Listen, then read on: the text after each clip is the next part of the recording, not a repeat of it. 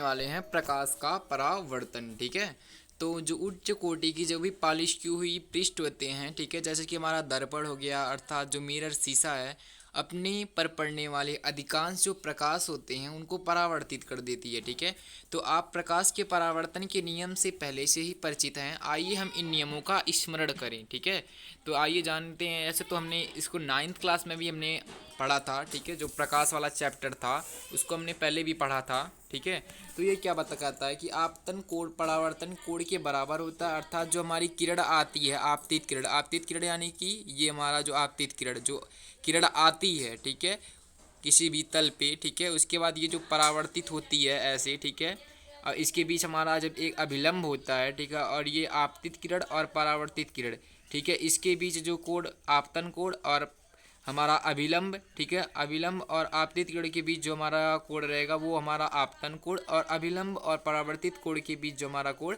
वो हमारा परावर्तन कोण। ठीक है, ये हमेशा सदैव बराबर होते हैं। ठीक है, मान लीजिए अगर ये आपतित जो हमारा आपतन कोण है ये अगर 35 है तो हमारा जो परावर्तन कोण होगा ये भी 35 ही होगा। ठीक है, देन उसके बाद क्या है, जो आपतित किरण एवं आपतित किरण दर्पण के आपतन बिंदु पर अभिलंब तथा परावर्तित किरण सभी एक ही तल में होते हैं। ठीक है, तो हमने जैसा कि देखा जो आपतित किरण आएगी ये आपतित किरण ये इससे परावर्तित होगी। ठीक है, अभिलंब इसके बीच होगा, तो यहाँ आप देख सकते हैं ये एक ही तल में है ना, यानी एक ही जगह है, ये मीट करते हैं। ठीक है, एक ही तल में होते हैं। ठीक है, अब ये परावर्तन के जो नियम है ये गोलीय पृष्ठों सहित सभी प्रकार के परावर्तक पृष्ठों के लिए लागू होते हैं। ठीक है, जो गोलीय पृष्ठ हैं ये सभी प्रकार के परावर्तक पृष्ठों के लिए लागू होते हैं। ठीक है, अब आप समतल दर्पण के द्वारा प्रतिबिंब के बनने से परिचित हैं। प्रतिबिंब की क्या विशेषताएं हैं? समतल दर्पण द्वारा बना प्रतिबिंब सदैव आभासी तथा सीधा होता है। ठीक है, तो जो भी हमारा समतल दर्पण होता है, ठीक है, जैसे कि जिसको हम देखते हैं सुबह सुबह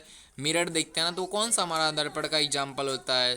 सिंपल सा है कि वो हमारा समतल दर्पण का समतल होता है ना, जो सपाट होता है। तो समतल दर्पण द्वारा बना जो प्रतिबिंब होता है, ठीक है, जो समतल द्वारा बना प्रतिबिंब होता है वो कैसा होता है? सीधा होता है। ठीक है, आभासी होता है। ठीक है, प्रतिबिंब का साइज बिंब जो वस्तु होती है उसके साइज के बराबर होता है। ठीक है, जो प्रतिबिंब का साइज होगा उस वस्तु के साइज के बराबर होगा। ठीक है, जो हमारी प्रतिबिंब बनेगी वो वस्तु के साइज के बराबर ही बनेगी समतल दर्पण में। ठीक है, प्रतिबिंब दर्पण के पीछे उतनी ही दूरी पर बनता है जितनी दूरी पर दर्पण के सामने बिंब होता है। ठीक है, अब मान लीजिए हमारा ये बिंब है, ठीक है, ये बिंब है, तो जो ये मान लीजिए समतल दर्पण है तो जी उतनी ही दूरी पे जितनी दूरी पे वह आगे बनेगा पीछे बनेगा, ठीक है, उतनी दूरी पर वो बनता है। ठीक है, जितनी दूरी पर वह पीछे बनेगा उतनी दूरी पर आगे बनेगा। ठीक है,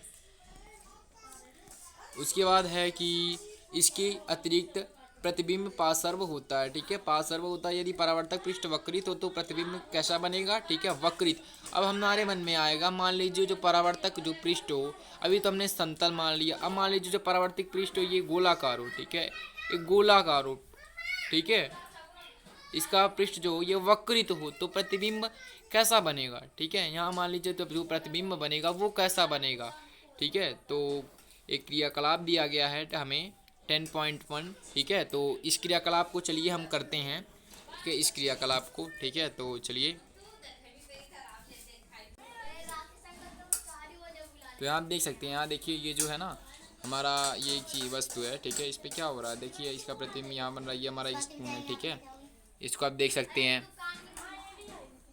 तो अभी आप देखेंगे, देखिए ये जो हमारा एक इसका एक एग्जाम्पल है। ठीक है, ये हमारा एक, यहाँ आप देख सकते हैं कि ये क्या हो रहा है, यहाँ इसका देखिए प्रतिबिंब बन रहा है ना, देखिए यहाँ दूर हटाने पे क्या हो रहा है। ठीक है, ये हमारा क्या है, ये हमारा कौन सा मिरर का एग्जाम्पल है? ठीक है, तो यहाँ आप देख सकते हैं हमारा ये कनकेव, ठीक है, अतल दर्पण द्वारा देख सकते हैं प्रतिबिंब। ठीक है, तो एक्टिविटी को चलिए हम देखते हैं क्या लिखा है एक्टिविटी में। तो इस एक्टिविटी में क्या दिया गया, एक बड़ी चम्मच लीजिए। ठीक है, चम्मच लीजिए। ठीक है, इसमें वक्रित, ठीक है, जो इसमें वक्रित पृष्ठ में अपना चेहरा देखने का प्रयत्न कीजिए। क्या आप प्रतिबिंब देख पाते हैं, या छोटा या बड़ा? ठीक है, तो उसमें क्या हमने देखा कि जो प्रतिबिंब जब हमने लिया था चम्मच, ठीक है, तो हमें कैसा दिख रहा था? ठीक है, जो हमारा कनकेव मिरर था, ठीक है, जो हमारा अवतल दर्पण था उसमें कैसा दिख रहा था? छोटा दिख रहा था ना।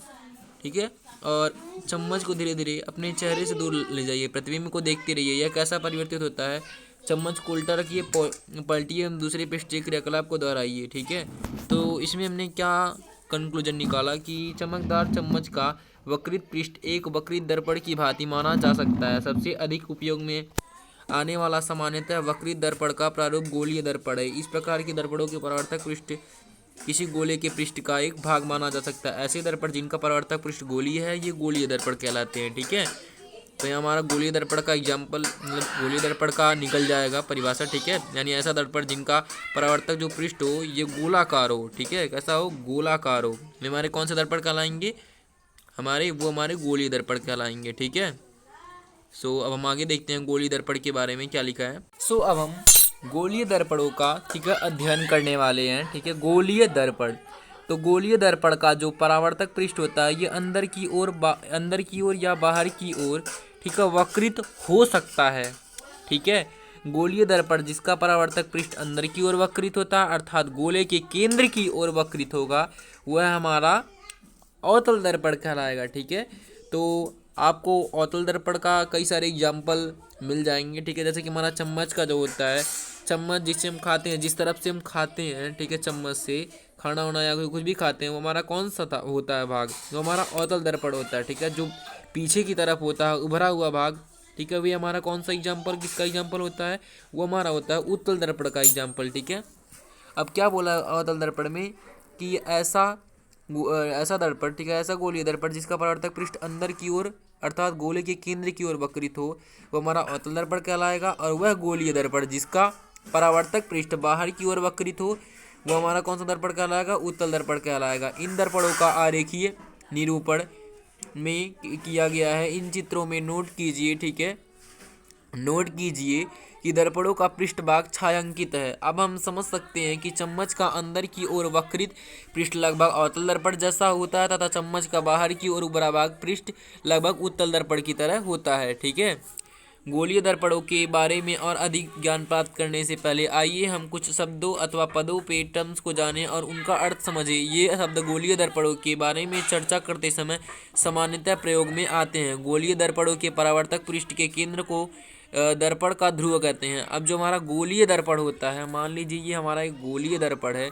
ठीक है, अब क्या बोला है, गोलीय दर्पणों के परावर्तक जो पृष्ठ हैं उसके केंद्र को दर्पण को, ठीक है, केंद्र पृष्ठ के केंद्र जो हमारा पृष्ठ है उसके केंद्र को, ठीक है, दर्पण का ध्रुव कहते हैं। ठीक है, उसका जो केंद्र है, ठीक है, मान लीजिए ये हमारा केंद्र है। ठीक है, इसके केंद्र के दर्पण को हम क्या कहेंगे, ध्रुव कहेंगे। ठीक है, ये हमारा ध्रुव होता है। ठीक है, अब यह दर्पण के पृष्ठ पर स्थित होता है। ठीक है, ध्रुव को पी अक्षर से निरूपित करते हैं। ठीक है, ये हमारा मान लेते हैं, आपको मैं एग्जांपल दे दूं, ये हमारा एक दर्पण है। ठीक है, गोलीय दर्पण, इसका ये जो भाग होगा, ठीक है, इसका केंद्र जो होगा ये, ठीक है, ये हमारा क्या कहलाएगा, इसका पोल कहलाएगा। इसे हम पी से निरूपित करते हैं। ठीक है, पोल कहलाता है। ठीक है, ध्रुव यह दर्पण के पृष्ठ पर स्थित होता है। ध्रुव को पी से अक्षर से निरूपित करते हैं। ठीक है, अब गोलीय दर्पण, ठीक है, गोलीय दर्पण का परावर्तक पृष्ठ जो होता है, जो गोलीय दर्पण होता है उसका परावर्तक पृष्ठ एक गोले का भाग होता है। जैसा कि हम जानते हैं जो गोलीय दर्पण है, ठीक है, कैसा होता है, एक परावर्तक पृष्ठ का ही मतलब एक गोले का ही भाग होता है ना।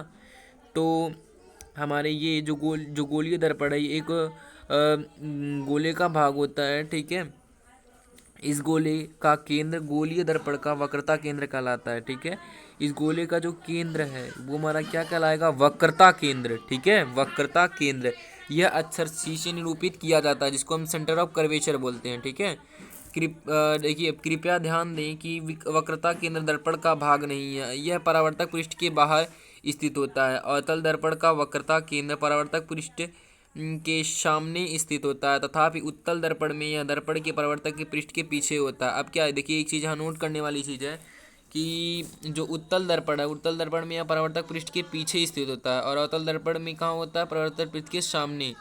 ठीक है, जो हमारा ये कौन सा, देखिए यहाँ एक अवतल दर्पण है। ठीक है, ये कहाँ होगा, मतलब सेंटर ऑफ कर्वेचर। ठीक है, हमारा जो वक्रता केंद्र है ये कहाँ होगा, ये सीधा होगा। ठीक है, बीच में होगा, मतलब इसके सामने, और इसमें उत्तल में कहाँ होगा, इसके ठीक पीछे होगा। ठीक है, यहाँ।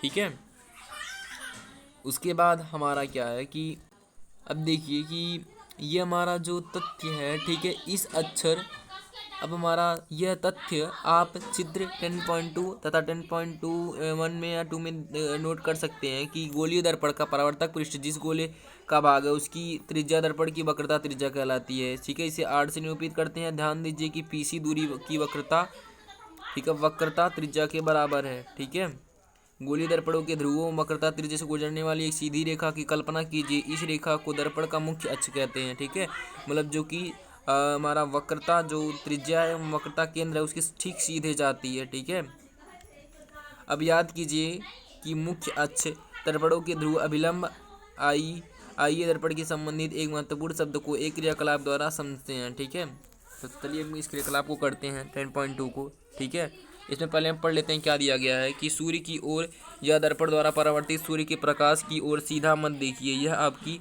आंखों को क्षतिग्रस्त कर सकता है। एक अवतल दर्पण को अपने हाथ में पकड़िए।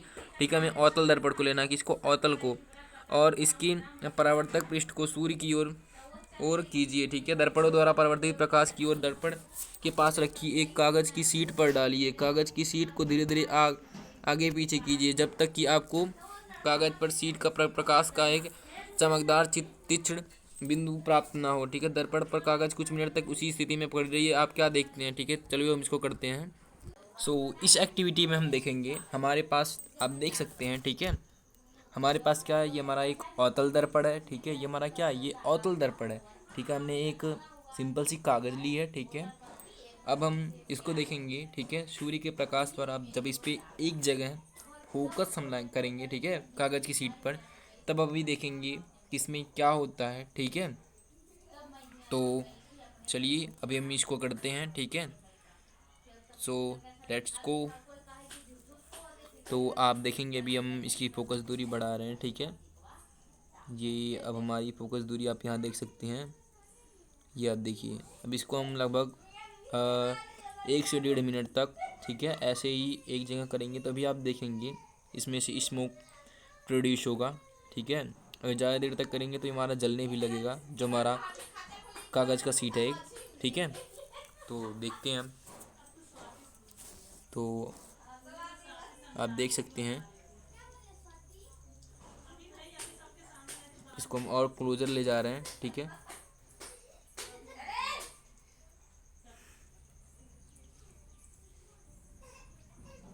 तो अभी आप देखिएगा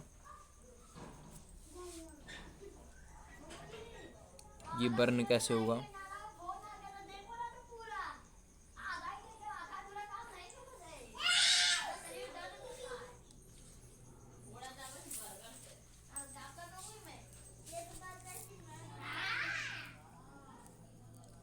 अभी आप देखिएगा यहाँ से ये स्मोक निकल रहा है, अभी देखिएगा, ये देखिए, ये देखिए, ये जलना प्रारंभ हो गया है। देखिए आप, इसमें से ये धुआं निकल रहा है। ठीक है, ये देखिए, ये अवतल दर्पण द्वारा इसमें से धुआं निकल रहा है। अब ये ज़्यादा देर तक अगर हम रखेंगे तो ये जलने लगेगा। ठीक है,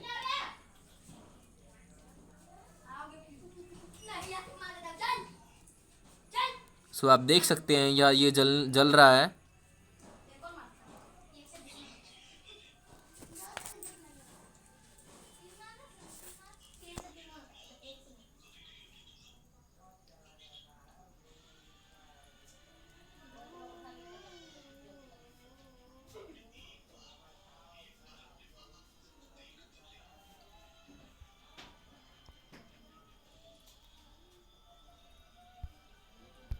यहाँ आप देखिए ये क्या हुआ, ये जो कागज़ हमारी ये क्या हो गई, ये बर्न हो गई, किसके द्वारा, अवतल दर्पण की फोकस द्वारा। ठीक है, आप देख सकते हैं, तो इसमें कितनी पावर होती है। ठीक है, तो क्या हुआ इसमें कि जो सर्वप्रथम कागज़ जो है ये सुलगना प्रारंभ करता है और धुआं, ठीक है, क्या होता है कि धुआं उठने लगता है, और धुआं जो होता है वो उठने लगता है। अंततः यह आग भी पकड़ ले सकता है। ठीक है, अगर ये क्या होगा, अगर अधिक दूरी मतलब अधिक टाइम तक अगर रखा जाए। ठीक है, यह क्यों जलता है। ठीक है, अब हमारे मन में ये प्रश्न आएगा, ये क्यों जलता है। तो सूर्य के आने वाला जो प्रकाश होता है ये दर्पण के द्वारा एक तीक्ष्ण चमकदार बिंदु के रूप में अभिकेंद्रित, क्या होता है, अभिकेंद्रित होता है। वास्तव में कागज की शीट पर प्रकाश का यह बिंदु सूर्य का प्रतिबिंब है। ठीक है, यह क्या है, यह बिंदु अवतल दर्पण का फोकस है। सूर्य के प्रकाश के संकेंद्रण ठीक है, से उत्पन्न ऊष्मा के कारण कागज जो होता है ये जलने लगता है। ठीक है, क्यों जलता है कागज? सूर्य के प्रकाश के संकेंद्रण के से उत्पन्न ऊष्मा के कारण। ठीक है, कागज जो होता है ये जलने लगता है। दर्पण की स्थिति से इस प्रतिबिंब की दूरी दर्पण की फोकस दूरी का सन्निकट मान है। आइए इस प्रेक्षण की को एक किरण आरेख से समझने का प्रयत्न करें। ठीक है, तो यहाँ देख सकते हैं ये किरण आरेख है। ठीक है, ये हमारा क्या है? तो यह हमारा देख सकते हैं आप, ये अनंत पर एक वस्तु रखी गई है। ठीक है, ये हमारी क्या हो गई? ये हमारा एक कनकेव मिरर, ठीक है, अवतल दर्पण का है उदाहरण। ठीक है, अवतल दर्पण का ही फिगर हो गया। ठीक है, जिसमें ये हमारी क्या है? ये हमारी सेंटर, ये हमारा फोकस दूरी, ये हमारा पोल यानी अर्थ। ठीक है, ध्रुव है। यहाँ से जब लाइटें जाएंगे तो देख सकते हैं आप कहाँ रिफ्लेक्ट हो रही हैं, फोकस दूरी पे, सॉरी एफ पे। ठीक है, जो हमारी फोकस दूरी है, ठीक है, वक्रता पृष्ठ की, ठीक है, उस पर मतलब क्या हो रही हैं? रिफ्लेक्ट हो रही हैं। ठीक है, तो अब हम देखेंगे जो हमारा सूर्य भी है इसी तरह हमारा एक अनंत पथ पर है। ठीक है, जब जो कनकेव मिरर है उसका जब हम जो अभिकेंद्रित करते हैं कागज़ की शीट पर, तो वो केंद्रित होकर उसे बर्न करना, मतलब उसकी जो किरण होती हैं, ठीक है, उससे बर्न होना शुरू हो जाता है। ठीक है, तो अब हम देखेंगे कि ध्यानपूर्वक देखिए, अवतल दर्पण पर मुख्य अक्ष के समांतर कुछ किरणें आपतित हो रही हैं। परावर्तित किरणों का प्रेक्षण कीजिए। वे सभी दर्पण की मुख्य अक्ष से बिंदु पर मिल रही हैं, प्रतिच्छेदित हैं। यह बिंदु अवतल दर्पण का मुख्य फोकस कहलाता है। ठीक है, जहाँ वो मिल रही थी। ठीक है, ये क्या कहलाता है? जो उसका मुख्य फोकस कहलाता है। ठीक है, अवतल दर्पण का जहाँ ये मिल रही थी। ठीक है, यहाँ आप देख सकते हैं ये वाला जो फिगर है इसका मुख्य फोकस क्या है? ये है, जहाँ ये सारी किरणें जो हैं आपस में रिफ्लेक्ट कर रही हैं। ठीक है, मतलब एक जगह मिल रही हैं। ठीक है, उसके बाद अब हम आगे देखेंगे क्या है कि इसी प्रकार चित्र 10.2 में बी को ध्यानपूर्वक देखिए। ठीक है, अब यहाँ देख सकते हैं ये उत्तल दर्पण के एक उदाहरण है। ये कहाँ है इसकी फोकस दूरी? ठीक है, पोल इधर है। ठीक है, ये कहाँ आपस में मीट हो रहे हैं। ठीक है, तो उत्तल दर्पण द्वारा मुख्य अक्ष की समांतर किरणें किस प्रकार परावर्तित होती हैं? परावर्तित किरण मुख्य अक्ष पर एक बिंदु से आती हैं हुई प्रतीत होती हैं। यह बिंदु उत्तल दर्पण का मुख्य फोकस कहलाता है। मुख्य फोकस को अक्षर एफ द्वारा निरूपित किया जाता है। गोलीय दर्पण के ध्रुव तथा मुख्य फोकस के बीच को दूरी को फोकस दूरी कहते हैं। अब जो गोलीय दर्पण के ध्रुव होता है और मुख्य फोकस के बीच की दूरी होती है, ठीक है, वो हमारी क्या कहलाती है? बीच की दूरी हमारी फोकस दूरी कहलाती है। ठीक है, इसे एफ से द्वारा निरूपित किया जाता है। ठीक है, गोलीय दर्पण का जो परावर्तक पृष्ठ होता है, ठीक है, जो हमारा गोलीय दर्पण है उसका परावर्तक पृष्ठ अधिकांशतः गोला ही होता है। इस पृष्ठ की एक वृत्ताकार सीमा रेखा होती है। गोलीय दर्पणों के परावर्तक पृष्ठ की इस वृत्ताकार सीमा रेखा का व्यास दर्पण का द्वारका कहलाता है। ठीक है, द्वारक कहलाता है, अपर्चर। ठीक है, जो हमारा ये डायमीटर होता है ये हमारा क्या होता है? अपर्चर कहलाता है। ठीक है, इनका जो पृष्ठ होता है।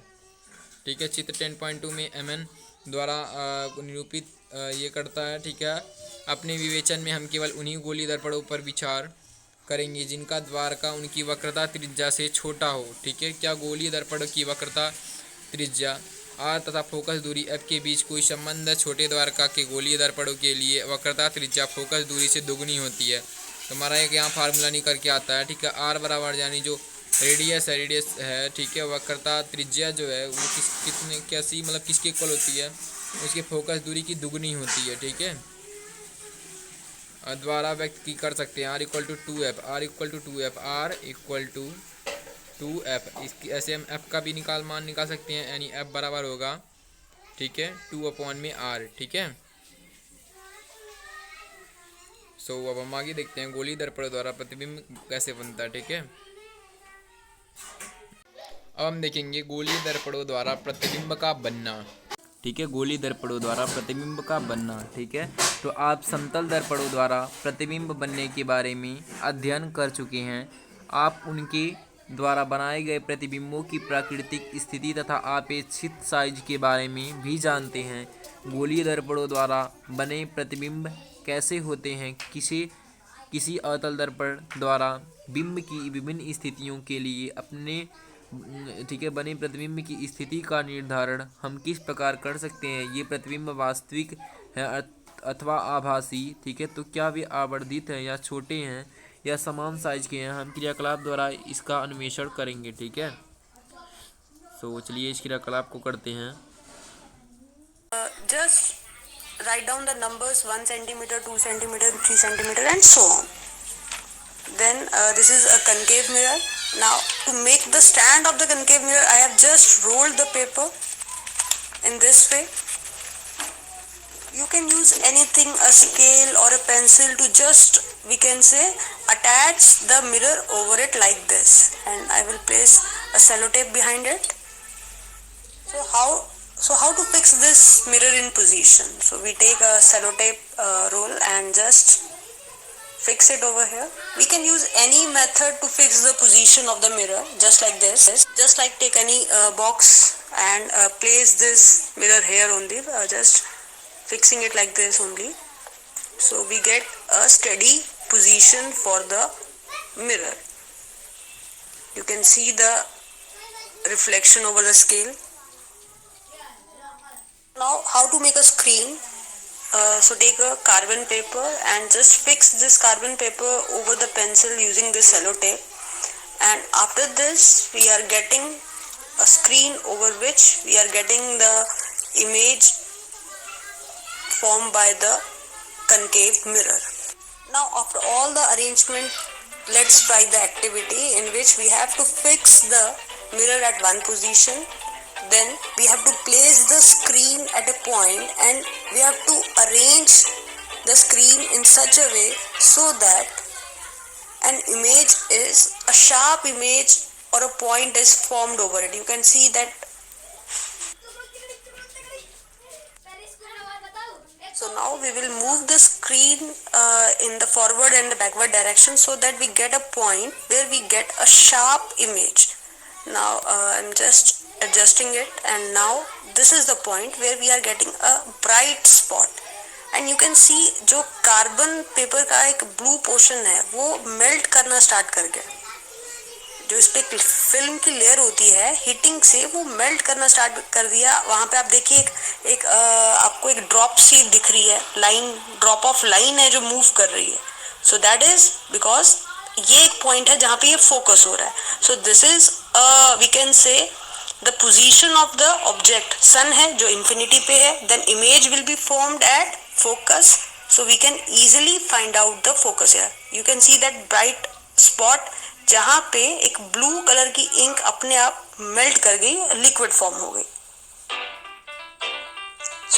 So इस एक्टिविटी को हम एक बार पढ़ लेते हैं, ठीक है. तो आप अवतल दर्पण, ठीक है, अवतल दर्पण जो है, ठीक है, आप अवतल दर्पण की फोकस दूरी ज्ञात करने के लिए की विधि पहले ही सीख चुके हैं. क्रियाकलाप 10.2 में आपने देखा कि आपको कागज पर मिला प्रकाश का तीक्ष्ण चमकदार बिंदु वास्तव में सूर्य का प्रतिबिंब है. यह अत्यंत छोटा वास्तविक तथा उल्टा दर्पण है. दर्पण से इस प्रतिबिंब की दूरी मापकर अपने अवतल दर्पण की लगभग फोकस दूरी ज्ञात की थी. एक अवतल दर्पण लीजिए, ऊपर वर्णित विधि से इनकी सन्निकट फोकस दूरी ज्ञात कीजिए. फोकस दूरी का मान नोट कीजिए. आप किसी भी दूरस्थ वस्तु का प्रतिबिंब एक कागज की शीट पर प्राप्त करके भी फोकस दूरी ज्ञात कर सकते हैं, ठीक है. मेज एवं चौक लाइनिंग बनाइए. अवतल दर्पण की एक स्टैंड पर रखिए. स्टैंड को इस प्रकार लाइन से इस प्रकार रखिए कि दर्पण का ध्रुव इस लाइन पर स्थित हो, ठीक है. तो ये हमारी एक्टिविटी अभी हमने देखा, ठीक है. तो हमने इस क्रियाकलाप से क्या कंक्लूजन निकाल सकते हैं कि आपने देखा कि अवतल दर्पण द्वारा बने प्रतिबिंब की प्राकृतिक स्थिति तथा साइज बिंदु PFC के सापेक्ष बिंब की स्थिति पर निर्भर करते हैं. बिंब की कुछ स्थितियों के लिए बनने वाला प्रतिबिंब वास्तविक है. बिंब की कुछ दूसरी स्थितियों के लिए आभासी होता है. बिंब की स्थितियों के अनुसार ही प्रतिबिंब अर्थवर्धित, छोटा या समान साइज का होता है. इन प्रेक्षणों का संक्षिप्त विवरण आपके लिए निर्देशन के लिए साड़ी 10.1 में दिखाया गया है, ठीक है. तो क्या होगा जब अनंत पर होगा बिंब की स्थिति यानी वस्तु की स्थिति जब अनंत पर होगी तो क्या होगा, प्रतिबिंब की स्थिति फोकस F पर होगी और अत्यधिक छोटा बिंदु साइज होगा, ठीक है. वास्तविक होगा एवं उल्टा होगा, ठीक है. जो इमेज बनेगी कैसी बनेगी, रियल इमेज होगी और उल्टा इमेज होगी, ठीक है, जब अनंत पर होगा, ठीक है. उसके बाद जब C होगा, C पे यानी सेंटर से परे होगा तो क्या होगा, F और C के बीच बनेगी और छोटा होगा, वास्तविक तथा उल्टा होगा, ठीक है. सो अगली वीडियो में हम किरण आरेखों का उपयोग करके गोलीय दर्पण द्वारा बने प्रतिबिंबों का निरूपण करेंगे. So thank you watching this video. Have a nice day. Bye bye.